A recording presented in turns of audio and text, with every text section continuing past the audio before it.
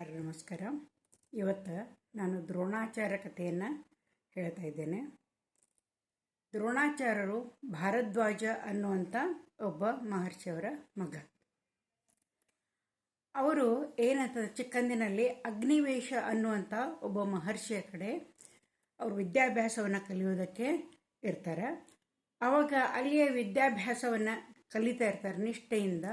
ಎಲ್ಲ ಧನುರ್ವಿದ್ಯೆಯನ್ನು, ಆ ನಂತರ ವೃತ್ತ ನಿಯಮಗಳನ್ನಾಗಲಿ ವೇದಗಳನ್ನಾಗಲಿ ಎಲ್ಲನೂ ಕಲಿತಾ ಇರ್ತಾರೆ, ನಿಷ್ಠೆಯಿಂದ ಕಲಿತಾರೆ. ಆವಾಗ ಏನಾಗ್ತೈತೆ ಅಂದ್ರೆ ಆ ಗುರುಕುಲಕ್ಕೆ ದೃಪದ ಅಂತಂದ್ರೆ ಪಾಂಚಾಲ ದೇಶದ ರಾಜಕುಮಾರ, ಅವನು ಕೂಡ ಅದೇ ಗುರುಕುಲದಲ್ಲಿ ಶಿಕ್ಷಣ ಪಡಿಬೇಕು ಅಂತಂದು ಹೇಳಿ ಬಂದಿರ್ತಾನೆ. ದ್ರೋಣರು ಮತ್ತು ದೃಪದನಿಗೆ ಇಷ್ಟು ಆಳವಾದಂಥ ಒಂದು ಗೆಳತನ ಏರ್ಪಡ್ತೈತಲ್ಲ, ಇಬ್ಬರೂ ಒಬ್ರನ್ನೊಬ್ರು ಬಿಟ್ಟಿರ್ಲಾರ್ದಷ್ಟು ಏನಂತಂದ್ರೆ ಸ್ನೇಹ ಅವ್ರ ನಡುವೆ ಬೆಳಿತೈತಿ. ಹೊಟ್ಟೆ ಬಿಟ್ಟಿರುವುದಿಲ್ಲ, ಅಷ್ಟೊಂದು ಸ್ನೇಹಿತರಾಗಿರ್ತಾರೆ ಅವರು.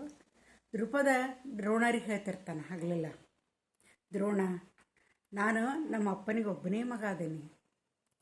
ನಾಳೆ ನಾನು ರಾಜನಾದ ಮೇಲೆ ನನ್ನ ಎಲ್ಲ ರಾಜ್ಯವನ್ನು ನಾನು ನಿನಗೆ ಕೊಡ್ತೀನಿ ಅಂತಂದು ಹೇಳ್ತಿರ್ತಾನೆ. ವಿದ್ಯಾಭ್ಯಾಸ ಎಲ್ಲ ಮುಗಿತೈತಿ. ಮುಗಿದ ಮೇಲೆ ಇಬ್ಬರೂ ಭಾರವಾದಂಥ ಮನಸ್ಸಿನಿಂದ ತಮ್ಮ ತಮ್ಮ ಊರುಗಳಿಗೆ ಹೋಗಕ್ಕೆ ನಿಲ್ತಾರೆ.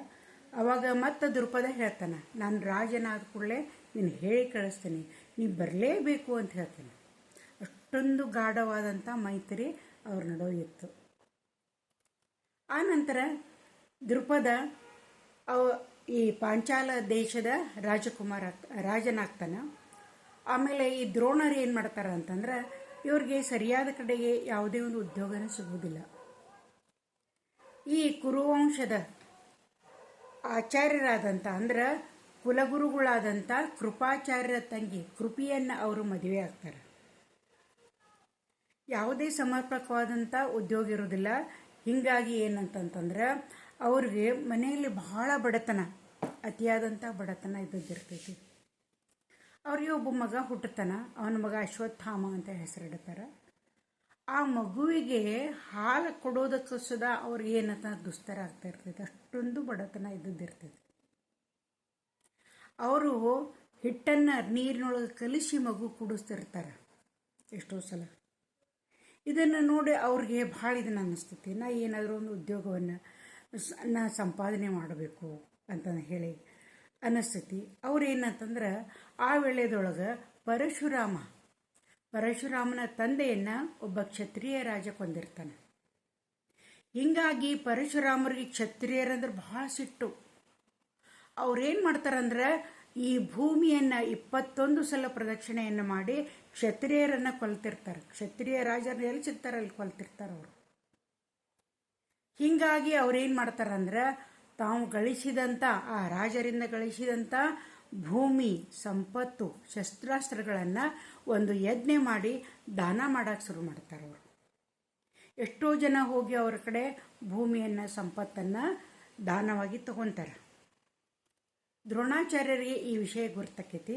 ಅವರು ಏನಂತಾರಂದ್ರೆ ಅವ್ರ ಕಡೆ ಹೋಗಬೇಕು, ನಾನು ಏನಾದರೂ ಸ್ವಲ್ಪ ಸಹಾಯ ಕೇಳಬೇಕು ಅಂತಂದು ಹೇಳಿ ಇವತ್ತು ಹೋಗ್ತಾರೆ. ಹೋದ ಕೂಡಲೇ ಪರಶುರಾಮರಲ್ಲಿ ಕೇಳ್ಕೊತಾರ. ಪರಶುರಾಮರಂತಾರೆ, ನೋಡಪ್ಪ, ನಾ ಇಲ್ಲಿವರೆಗೆ ಭೂಮಿ ನನ್ನಲ್ಲಿರುವಂಥ ಸಂಪತ್ತನ್ನು ಎಲ್ಲಾನು ಕೊಟ್ಬಿಟ್ಟೇನೆ, ಕೇವಲ ಶಸ್ತ್ರಾಸ್ತ್ರಗಳು ಉಳಿದಾವು, ನಿನ್ಗೆ ಅವನು ಬೇಕಂದ್ರೆ ಕೊಡ್ತೀನಿ ಅಂತ ಹೇಳ್ತಾರೆ.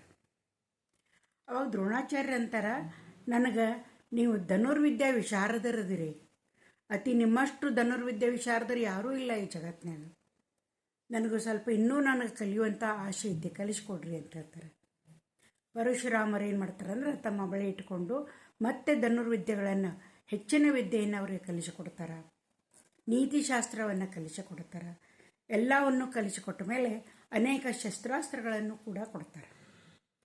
ಆವಾಗ ಆತ ಬರಬೇಕಾದ್ರೆ ಏನಾಗ್ತೈತೆ ಅಂದ್ರೆ, ಪಾಂಚಾಲ ದೇಶಕ್ಕೆ ದೃಪದ ರಾಜನಾಗಿರ್ತಾನಲ್ಲ, ತನ್ನ ಗೆಳೆಯ ರಾಜನಾಗ್ಯಾನ, ಅವನ್ನ ಭೇಟಿಯಾಗಿ ಬರಬೇಕು ಅಂತಂದು ಹೇಳಿ ಭಾಳ ಆಸೆ ಆಕೈತೆ ಅವ್ರಿಗೆ. ಹೋಗ್ತಾನ ದೃಪದ ರಾಜನ ಪಾಂಚಾಲ ನಗರಕ್ಕೆ ಹೋಗ್ತಾನ, ಪಾಂಚಾಲ ದೇಶಕ್ಕೆ ಹೋಗ್ತಾನ. ಅಲ್ಲಿ ದೃಪದ ಏನಂತಂದ್ರೆ ಎಲ್ಲ ಮಂತ್ರಿಗಳು ಸೇನಾಪತಿಗಳು ಎಲ್ಲರೂ ಒಡ್ಡೋಲಗವನ್ನು ನಡೆಸಿರ್ತಾನೆ. ಆ ಹೊತ್ತಿನಾಗ ದ್ರೋಣಾಚಾರ್ಯ ಹೋಗ್ತಾರಲ್ಲಿ.